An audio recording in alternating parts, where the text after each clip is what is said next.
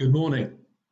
Well, it's nice to be here and to be leading another assembly for you on video. Now, I wonder whether you can tell me what this is.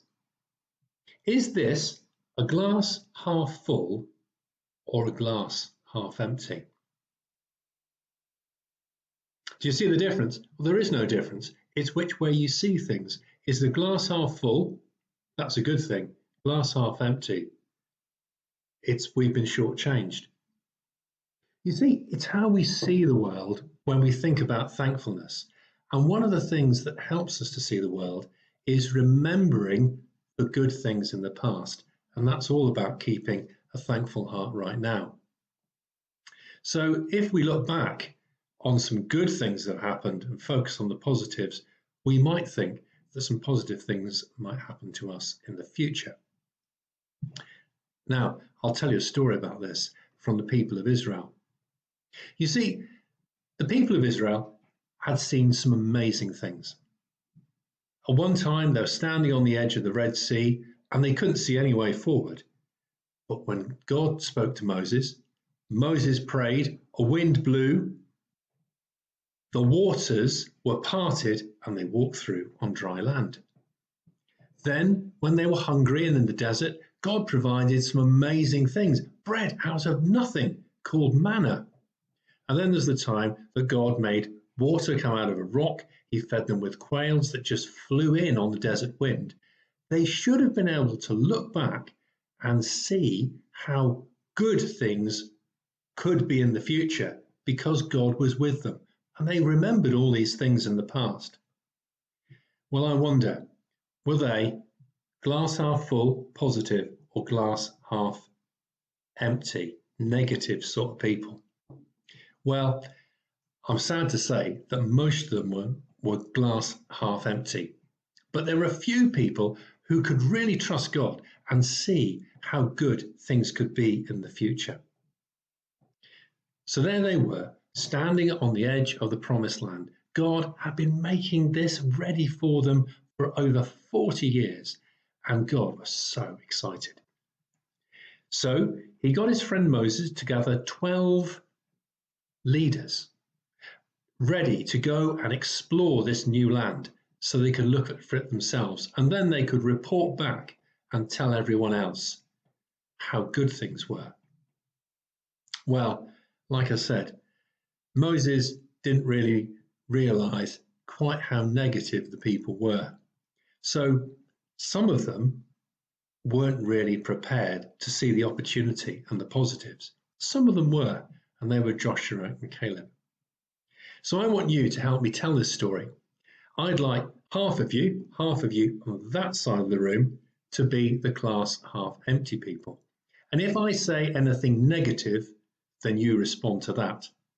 But if you're on that side of the room, you can be like Joshua and Caleb, the glass half full people who always saw the positives.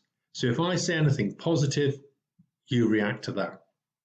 Okay, let's go. So the 12 representatives, the leaders, tromped off through the land of Israel. They could see the land was amazing. And so Joshua and Caleb, glass half full people, high-fived each other. Glass half full people, can you do that with me? Big high five. They could see how good the land was. It was an amazing place. It literally was flowing with milk and honey. There was food everywhere. There was no scarcity of anything.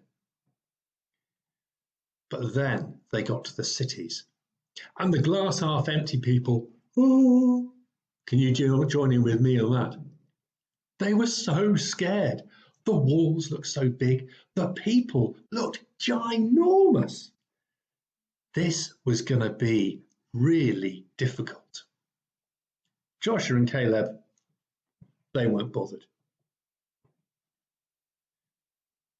So, because Joshua and Caleb were the only two who their knees weren't knocking and their eyes weren't goggling, and they were able to carry things back with them, they picked up some big bunches of grapes that were so big they had to carry them home on a pole. And they got back to Moses to tell him what had been going on. Moses looked really happy with what they brought back. So he sat them all down and asked them, "So guys, how did it go?" But before another word could be out of his mouth, the glass half empty people said, "But the people were huge. They were terrifying. It was a horrible place. We're never going to do it." Just like the people glass half empty, they were so scared. God was really fed up. His people, he'd been preparing this wonderful land for them, and all they could see were the negatives. So he gave Joshua and Caleb a bit of a nudge. They stepped forward and said, "Look at this. This is a fantastic place. It's really going to be an amazing life. We should take hold of it with both hands. It might be difficult, but we know God's going to be with us." And you know, in the end, they were proved right. It was a bit of a challenge, but with God, they were able to take it on and do it. And before long, they were living and enjoying this new, wonderful land that God had prepared for them.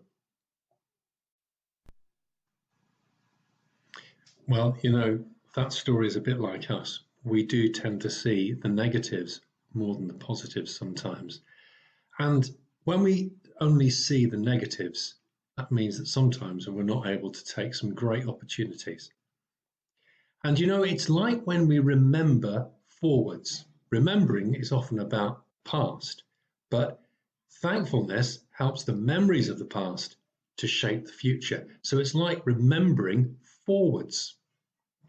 So when you think of the past and some of the good things that have happened to you, when you face something challenging, then you can take hold of the future. And you know, although it's going to be difficult, you can do it. So that's why it's always good to remember that God has promised that He'll be with us. He'll help us. And He's been faithful in the past, and He'll be faithful in the future. So I don't know about you. Is life difficult at the moment, or is it really easy? I bet it's got some good bits about it and some difficult bits. But I know that if we trust God, then we can take hold of the good future that He has for us. What's our school motto?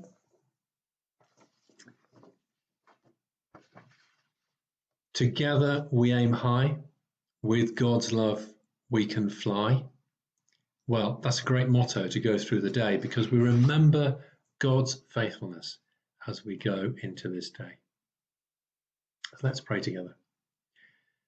Lord God, thank you that you have always been faithful. You always love us and you'll always go before us. Help us not to see the challenges as too big, because with you and with each other, we can move forward and we can take on anything. Amen. Let's say the Lord's Prayer together. Our Father in heaven, hallowed be your name. Your kingdom come. Your will be done on earth as it is in heaven. Give us this day our daily bread, and forgive us our sins, as we forgive those who sin against us. And lead us not into temptation, but deliver us from evil. For the kingdom, the power, and the glory are yours forever and ever. Amen. Have a great day.